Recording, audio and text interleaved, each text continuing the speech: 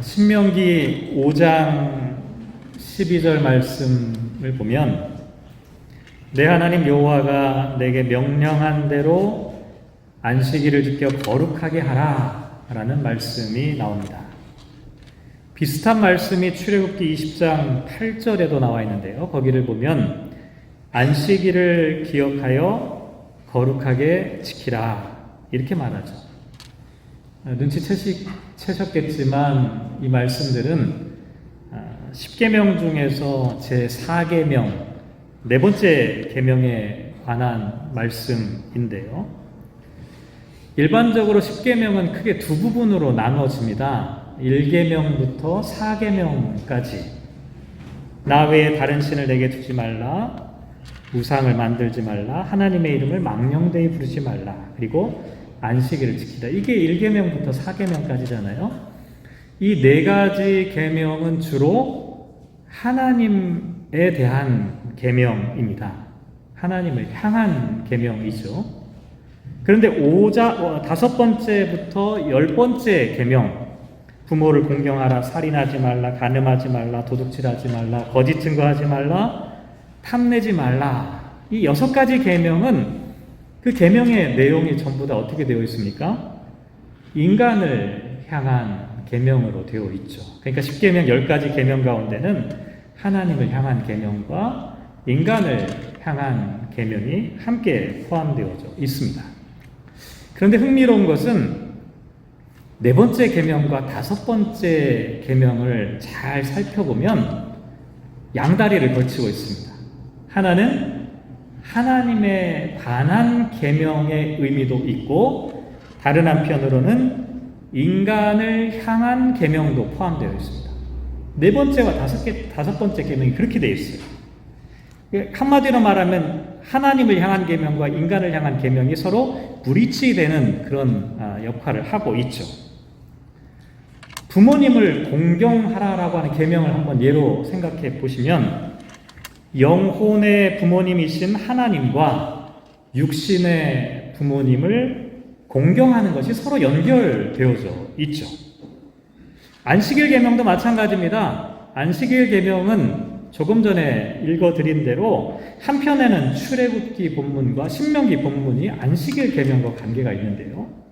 출애굽기 말씀을 보면 안식일 계명을 이야기할 때 하나님의 창조와 관계해서 이야기를 합니다. 하지만 신명기에 나와 있는 이 안식일 계명을 보면 인간의 구원과 관계가 있죠. 그래서 안식일 계명도 하나님의 창조 그리고 인간의 구원이라고 하는 이 두 가지를 연결하는 브리지 역할을 하게 되죠. 오늘 이 네 번째 계명과 관련해서 함께 생각을 해보도록 할 텐데요. 어떻게 하면 우리가 거룩한 삶을 살아갈 수 있는지 함께 생각해 보려고 합니다. 먼저 안식일을 지켜 거룩하게 하라. 이 말 한번 자세히 한번 생각해 보죠. 안식일을 지켜 거룩하게 하라. 안식일을 지키는 방법을 통해 우리가 거룩하게 된다. 이렇게 볼 수도 있어요. 이 거룩이 목적이 되는 거죠. 안식일이 방법이 되는 거고. 그런데 또 이렇게 볼 수도 있습니다. 안식일을 거룩한 방법으로 지켜야 한다. 안식일이 목적이고 거룩한 방법이 되는 거죠. 뭐 두 가지로 해석이 다 가능한데 어쨌든 안식일을 지킨다는 말과 이 거룩이라는 말은 상당히 밀접한 연관성이 있습니다. 거룩이라는 단어, 히브리 단어로 카도시라고 하는 단어인데요. 영어로 번역하면 to be set apart 이렇게 되어 있습니다. 두 개를 따로 떼어놓는다, 구별한다라고 하는 의미이죠. 뿐만 아니라 그냥 구별만 하는 게 아닙니다. consecrated라고 하는 단어로도 번역이 되기도 합니다. 그래서 이거를 구별할 뿐만 아니라 구별해서 드린다, 봉헌한다라고 하는 단어로도 해석이 되죠. 그래서 안식일을 거룩하게 지키려면 먼저 어떻게 되냐? 다른 날과 구별해야, 떼어놓아야 합니다. 그래서 14절 말씀에 보면 아무 일도 하지 못하게 하라 이렇게 말하고 있습니다. 왜냐하면 일반적인 날들, 일하는 날과는 달리 구별되게 일하지 않는 날이 안식일이다라고 생각을 했기 때문이죠. 실제로 성경을 찾아보면 출애굽기 35장 3절 말씀에 보면 안식일은 불을 피울 수도 없었고요. 예레미야 17장 22절 말씀에 보면 짐을 들지도 않았습니다. 또 사도행전 1장 12절 말씀에 보면 정해진 거리 이상으로 먼 거리를 여행하지도 않았습니다. 더군다나 출애굽기 31장 15절 말씀에 보면 안식일에 일하면 죽이라, 이렇게까지 이야기를 하고 있죠. 근데 한번 생각해 볼 필요가 있죠. 일을 하지 않는다고 저절로 거룩해집니까? 상식적으로 생각해 보면 일하지 않고 가만히 있으면 저절로 거룩해집니까? 그런 건 아닌 것 같아요. 그러면 일하지 않는 게 중요한 게 아니라 사실 안식일의 진짜 의미가 뭐냐 하는 것들을 한번 생각해 볼 필요가 있습니다. 창세기 2장 2절 말씀에 보면 안식이라고 한 단어가 처음 등장하는데요. 모든 일을 그치고 일곱째 날에 안식하시니라 라고 말씀하고 있습니다. 하나님께서 안식하셨다. 왜 하나님이 안식하셨을까요? 지난 6일 동안 열심히 세상을 창조하시느라 너무 힘들고 피곤해서 아이고 이제 쉬어야겠다 이렇게 안식하신 걸까요? 만약에 그런 거라면요, 이게 심각한 문제인데, 하나님께서 너무 힘들어가지고 피곤해서 안식하셨다면 저와 여러분도 안식해야 합니다. 아무것도 하지 말고 주일날 힘들게 모여서 예배드리고 막 이렇게 하지 말고 그냥 피곤이 풀리도록 무조건 쉬어야 합니다. 이게 하나님의 뜻에 맞겠죠. 그런데 이사야서 40장 28절 말씀에 보면 너는 알지 못하느냐 듣지 못하였느냐 영원하신 하나님 여호와 땅끝까지 창조하신 이는 피곤하지 않으시며 곤비하지 않으시며 명철이 한이 없으신 분이라고 말하고 있습니다. 하나님은 어떤 분이냐? 피곤하거나 곤비하지 않다. 결국 무슨 얘기입니까? 하나님께서 안식하신 이유는 피곤 때문이 아니라는 겁니다. 하나님께서 안식하신 이유는 안식을 통해 창조를 완성하려고 하셨던 것이죠. 결국 우리가 안식한다라고 하는 것도 단순히 일을 하지 않는 것에 그치는 것은 아닙니다. 하나님께서 우리에게 안식을 주신 이유는 삶의 완성을 경험하도록 하신 것이죠. 인간의 삶은 일을 통해서 완성되는 것이 아닙니다. 하나님과 함께 더불어 누리는 안식을 통해 우리들의 삶은 완성될 수 있습니다. 그래서 안식이라고 하는 것의 근본적인 목적은 일을 중지하고 가만히 있는 것이 아니라 삶의 궁극적인 완성을 체험하는 시간이라고 할 수가 있습니다. 특별히 인간이 언제 창조됐습니까? 6째 날 창조됐잖아요. 그리고 바로 다음 날 안식을 누리게 됐습니다. 무슨 얘기입니까? 인간은 아무런 일도 하지 않았어요. 그런데도 안식을 맞이하게 되었습니다. 하나님께서 허락하신 안식이라고 하는 것은 노동의 대가가 아닙니다. 열심히 일했으니까 이제 쉬어라. 노동의 대가로 주어지는 휴식이 아닙니다. 하나님은 저와 여러분을 완성된 삶으로 초대해 주신 겁니다. 은혜를 베풀어 주신 것이죠. 그래서 히브리서 4장 9절부터 11절까지 나와 있는 이야기를 보면 안식에 대한 이야기가 기록되어 있는데 특별히 거기를 보면 이런 흥미로운 문구가 나옵니다. 안식에 들어가기를 힘쓰라. 안식에 들어가기를 힘쓰라. 이게 무슨 얘기일까요? 우리가 죽어서 안식한다고 생각하면 야 빨리 죽으라는 얘기처럼 들리기도 하죠. 하지만 안식은 그런 게 아닙니다. 아무것도 하지 않고 그냥 무덤에 있는 것 같은 상태가 안식이 아니라는 겁니다. 안식이라고 하는 것은 하나님이 주시는 은혜와 은총의 복입니다. 그러니까 안식에 들어가길 힘써야 한다라고 하는 것은 하나님이 주시는 안식의 복을 충만하게 누릴 수 있도록 애를 쓰라라고 하는 이야기이죠. 성도의 삶은 어떤 삶일까? 거룩한 삶은 어떻게 살아가는 것일까? 안식을 목표로 살아가는 삶입니다. 어떤 분들은 이런 이야기 합니다. 주말에 잘 쉬어야 주중에도 일을 할 수 있지 않습니까? 틀린 말은 아니에요. 맞아요. 그런데 거기에는 좀 함정이 있습니다. 근본적으로 생각해 보면 우리가 쉼을 갖는 이유가 일을 하기 위해서라고 생각하기 쉽죠. 그런데 만약 그렇다면 인간은 죽도록 일만 하다가 인생을 마칠 수밖에 없습니다. 하지만 그리스도인들의 삶의 목표는 일이 아니라 안식입니다. 그렇다고 그리스도인들이 뭐 일을 하지 않나요? 일 열심히 하죠.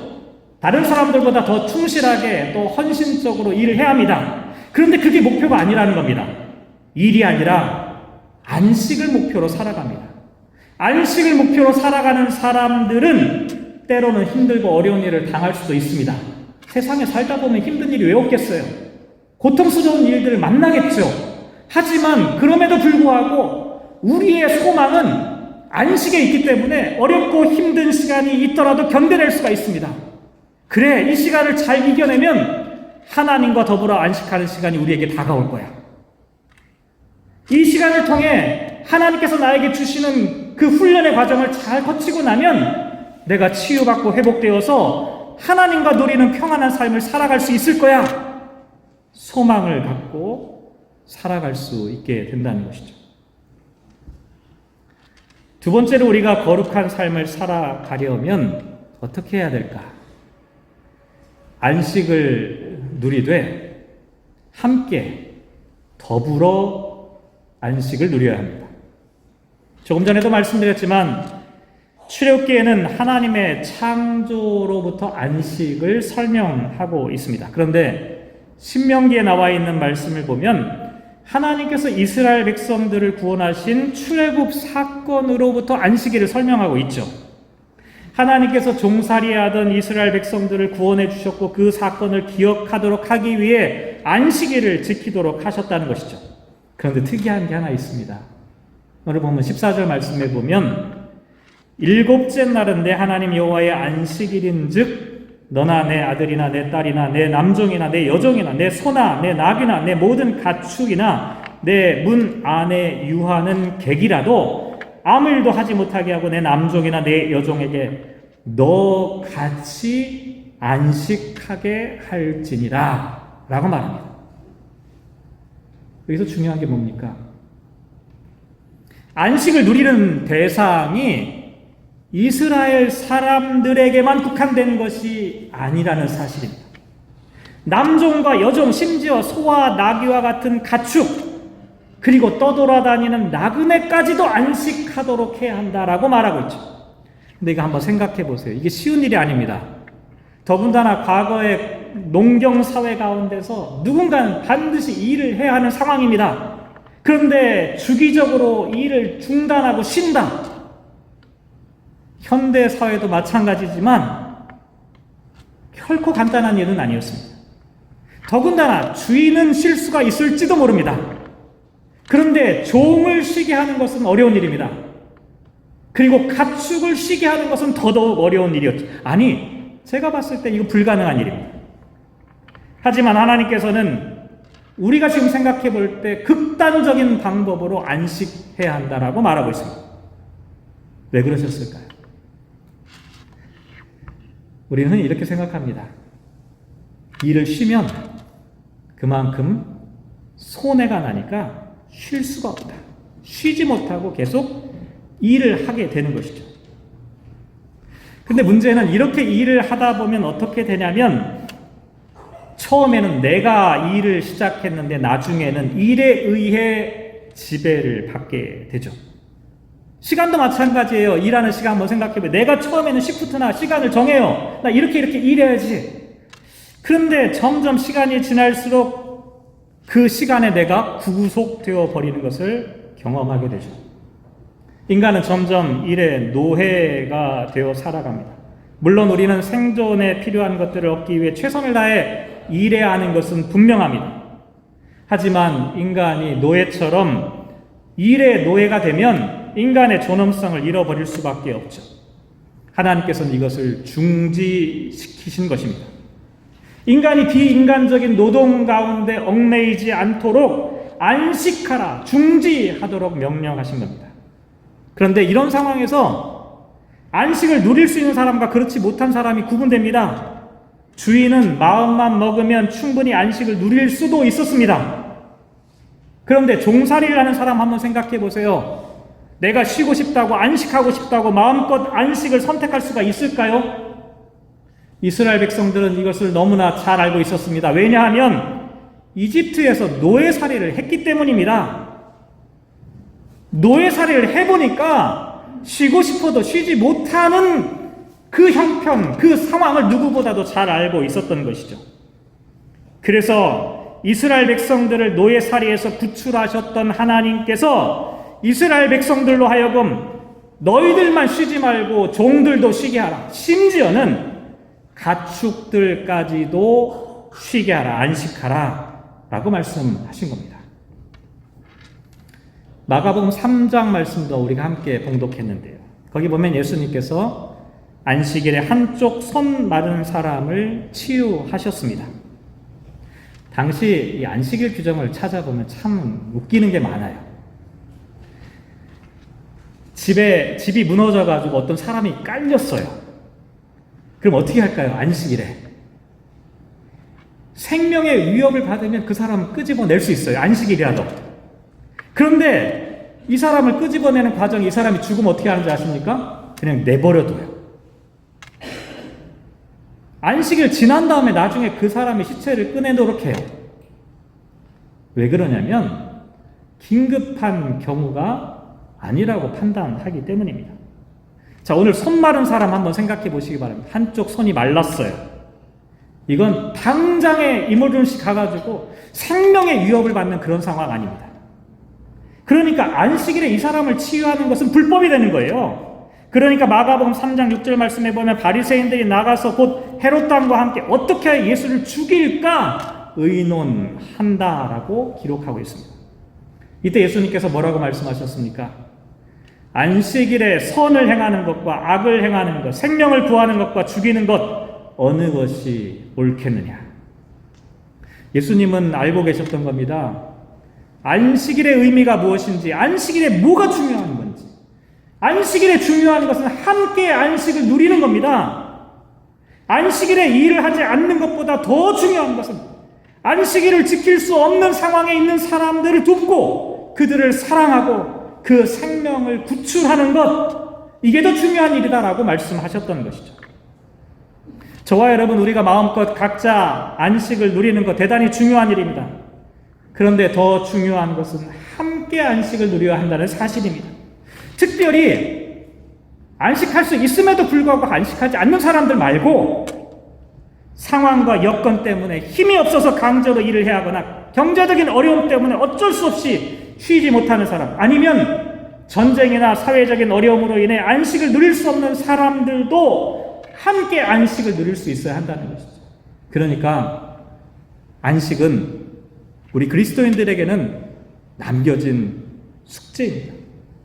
내가 안식을 지킨다고 끝나는 문제가 아닙니다. 다른 사람들도 함께 안식할 수 있으려면 어떻게 할 것인가? 이게 우리들의 기도 제목과 숙제로 남을 수밖에 없다는 것이죠. 저는 개인적으로 이 말씀을 묵상할 때 벌써 한 30년 가까이 되죠. 제가 대학교 다닐 때 있었던 사건이 아주 생생하게 떠오르는데요. 어떤 교회에서 있었던 일이었어요. 그 교회는 대단히 부유한 사람들이 다니는 교회였습니다. 주일날 교회 주차장을 보면 아주 비싼 고급 차량들이 즐비하게 주차장에 딱 들어와 있는데 그 주차장에는 예배가 끝날 때까지 기다리는 운전기사 아저씨들이 다 있었어요. 저는 그 장면을 보면서 참 마음속 한켠으로 여러 가지 생각을 했던 기억이 납니다. 왜 함께 예배를 들을 수 있도록 하지 않았을까? 물론 그분들이 신앙이 없어서 안 들어오셨을 수도 있겠지만 모든 기사 아저씨들이 다 그렇지는 않았을 거예요. 그런데 왜 누구는 안에 들어가서 예배를 드리는데 왜 저분들은 밖에서 예배를 드리지 못하고 기다리고 있어야만 하는 것일까? 저는 지금도 안식을 함께 누릴 수 없는 사람들을 생각해 볼 때 한편으로는 이런 미안한 마음을 갖게 됩니다. 야, 나는 안식을 잘 지키는데 왜 너는 못 지켜? 이런 생각이 아니라 참된 안식을 하려면 나만 안식하는 게 아니라 함께 안식을 누려야 되는데 모든 사람들이 함께 누리는 그 안식의 때는 과연 언제쯤 우리들에게 다가올 것인가? 나는 그 진정한 안식을 위해 어떻게 살아야 할 것인가? 바리새인들이 미처 깨닫지 못했던 부분이 바로 이것입니다. 자기들은 안식을 지킨다는 거예요. 그런데 예수님께서 한편 손 마른 사람을 치유하실 때 안식일을 범하는 것이다 라고 이야기하신 거예요. 하지만 그렇지 않다는 겁니다. 안식일은 나만 지키는 게 아니라 함께 지켜야 하는 겁니다. 함께 하나님이 주시는 풍성한 은혜를 누려야 한다는 것이죠. 거룩한 삶은 함께 안식을 누리는 것입니다. 마지막으로 거룩한 삶을 살아가기 위해서 우리에게 꼭 필요한 것은 기억입니다. 기억. 오늘 보면 15절 말씀에 보면 너는 기억하라. 네가 애굽 땅에서 종이 되었더니 내 하나님 여호와가 강한 손과 편팔로 거기서 너를 인도하여 내었나니 그러므로 내 하나님 여호와가 내게 명령하여 안식일을 지키라고 말씀하셨다. 과거에 자랑스러운 기억을 갖고 있는 사람, 아마 그런 사람들은 자신의 기억을 사람들에게 이야기하기가 좋았을 것입니다. 근데 한번 생각해 보세요. 이스라엘 백성들이 이집트에서 자랑스러운 기억을 갖고 있었을까요? 그렇지 않았을 것 같아요. 종살이 했잖아요. 저 같으면 감추고 싶었을 것 같아요. 후손들한테는 얘기하고 싶지 않았던 기억일 겁니다. 그럼에도 불구하고 기억하라. 왜 그러셨을까요? 이것은 종살이의 쓰디쓴 사건을 기억하는 게 아니라 종살이 살고 있었음에도 불구하고 하나님께서 우리를 구원하셨던 그 구원의 은혜를 잊지 말라라고 말씀하신 것이죠. 그런데 인간의 기억은 불완전하죠. 시간이 지나면 잊혀집니다. 어떻게 하면 우리가 이 기억이 사라지지 않도록 할 수 있을까요? 그렇게 하려면 반복적으로 기념해야 합니다. 결혼 몇 주년 기념하고 몇 번째 만난 날 기념하는 것처럼 기념해서 기억해야 하는 것이죠. 우리가 주일마다 예배를 드리고 또 오늘 성찬식을 거행하게 되는데요. 그 이유가 여기에 있습니다. 성찬식은 예수님의 죽음을 기억하고 기념하는 것이죠. 그런데 단순히 기억하고 기념하는 것으로만 끝나지 않습니다. 우리가 기억하고 기념하는 순간 어떤 일이 벌어지는 줄 아십니까? 성령 하나님께서 임재하십니다. 성령 하나님께서 임재하셔서 예수님께서 이룩하신 이 구원의 사건 가운데 우리도 참여하도록 이끌어 주십니다. 이게 신비입니다. 기억하고 기념하는 것, 거기서 끝나지 않고 성령 하나님의 은혜 가운데로 나아갈 수 있도록 우리를 인도하신다는 것이죠. 하나님께서 말씀하시는 기억은 바로 이와 같은 것입니다. 저와 여러분이 기억하고 기념하면서 하나님의 뜻을 다시 한번 되씹어 보면서 하나님의 구원의 사건과 은총을 기억하면 할수록 우리들의 마음속에 어떤 일이 벌어지게 되냐면 성령 하나님께서 찾아오시는 겁니다. 성령 하나님께서 찾아오셔서 하나님의 구원을 다시금 이 땅 가운데 이루어질 수 있도록 우리를 인도하여 주신다는 것이죠. 그런데 저희 집사람이 최근에 이 치매 노인들이라는 곳에서 간병인처럼 이렇게 일을 시작해서 집에 오면 늘 치매 노인들과 관련된 이야기를 하게 돼요. 고민이 되더라고요. 기억을 잃어버린 사람들은 어떻게 될까? 여러분 아시는지 모르겠지만 예전에 한경직 목사님께서 은퇴하시고 연세가 많이 드셨을 때 남한산성 자락에 있는 이 자택에서 요양 생활을 하셨는데 공교롭게도 한경직 목사님께서 치매를 앓으셨어요. 나중에 사람들이 한경직 목사님을 찾아뵈러 갔는데 한경직 목사님이 너무 충격적인 이야기, 나는 예수를 모른다, 기억나지 않는다, 막 이런 얘기를 하니까 사람들이 막 충격을 받은 거예요. 야, 한경직 목사님 같이 이렇게 위대한 분이 예수님을 까먹었어. 신앙의 회의감을 갖는 사람들이 생겼습니다. 이렇게 만약에 질병으로 인해 기억을 잃게 되면 과연 어떻게 되는 것일까? 제가 생각할 때는요, 그런 분들도 걱정이 없다는 생각을 하게 되었습니다. 치매에 걸려서 기억을 설사 잊어버리더라도 저는 신앙이 사라지는 것은 아니라고 믿습니다. 왜냐하면 그것은 자연적인 신체적인 현상으로 나타나는 일이기 때문인데, 최근에 제가 어떤 드라마를 봤는데요, 거기에 보면 진짜 기가 막힌 대사가 나오더라고요. 기억은 뇌로 기억하는 게 아니라 영혼에 새겨진다는. 저는 이 드라마의 대본을 쓴 사람이 대단히 탁월한 신학자라고 하는 생각을 해보게 되었어요.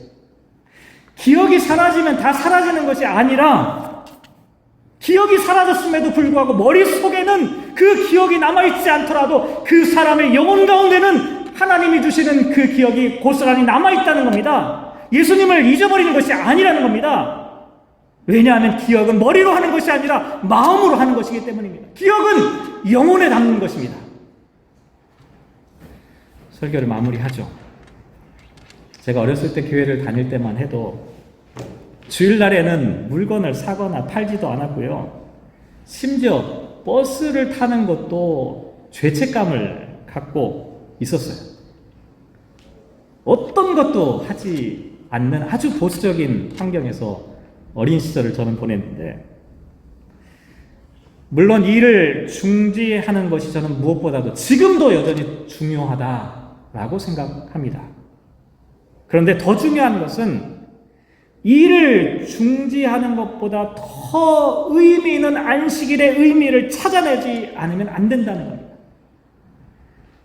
우리가 일을 중지하는 것, 물론 그걸 통해 세상 일에 얽매이지 않도록 노력하는 것보다 더 중요한 것은 하나님이 주시는 그 안식의 기쁨을 누리는 것. 단순히 일을 중지하는 것으로 끝나지 않고 적극적으로 창조의 완성을 경험하는 것. 하나님의 부르심 가운데로 나아가는 것. 피곤해서 쉬는 게 아니라 오히려 더 적극적으로 하나님을 찬양하고 영광을 돌리고 하나님의 뜻을 이루기 위해 하나님 앞으로 나아가는 것. 이게 안식의 진정한 의미라는 것이죠. 또한 예수님께서 말씀하신 것처럼 사람이 안식을 위하여 있는 것이 아니라 오히려 함께 안식을 누릴 수 있도록 선을 행하는 겁니다. 아직 안식에 참여하지 못하는 사람들을 불쌍히 여기면서 도와서 생명을 구해서 그 어려움을 이겨내도록 해서 함께 하나님의 안식에 참여하도록 인도하는 것. 아까도 말씀드렸지만 그래서 안식은 우리 그리스도인들에게 남겨진 숙제입니다. 저와 여러분이 이 숙제를 잘 감당했으면 좋겠습니다. 이 땅에는 사람들이 함께 안식일을 주신 하나님을 기억하고 안식일을 통하여 거룩하게 되고 거룩하게 안식일을 지켜낼 수 있는 그와 같은 삶을 꿈꾸며 소망하며 살아가는 저와 여러분 되시기를 주님의 이름으로 축복합니다. 기도하겠습니다. 참 좋으신 주님, 우리가 무엇이간데 하나님께서 우리를 구원하시고 창조의 완성을 경험하게 하시고 하나님 앞에 나와 감히 예배할 수 있도록 인도해 주셨습니다. 하나님, 우리가 하나님 앞에 나와 영광과 찬양과 예배를 드리는 이 시간이 그저 육체의 피로를 푸는 시간이 아니라 하나님이 보여주시는 하나님의 영광을 바라보는 거룩한 시간임을 저희가 잊지 않게 하여 주십시오.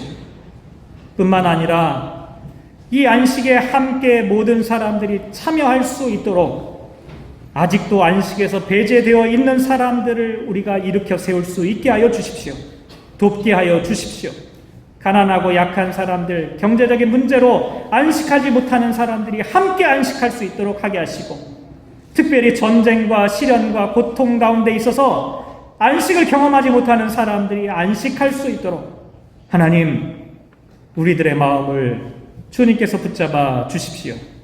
그리하여 거룩한 안식을 지키게 하시고 안식을 통하여 거룩한 삶으로 한 걸음 한 걸음 나아가는 우리 모두가 되게 주님 인도하여 주옵소서. 함께 하시기를 간절히 소망하며 이 모든 말씀 예수님의 이름으로 기도합니다.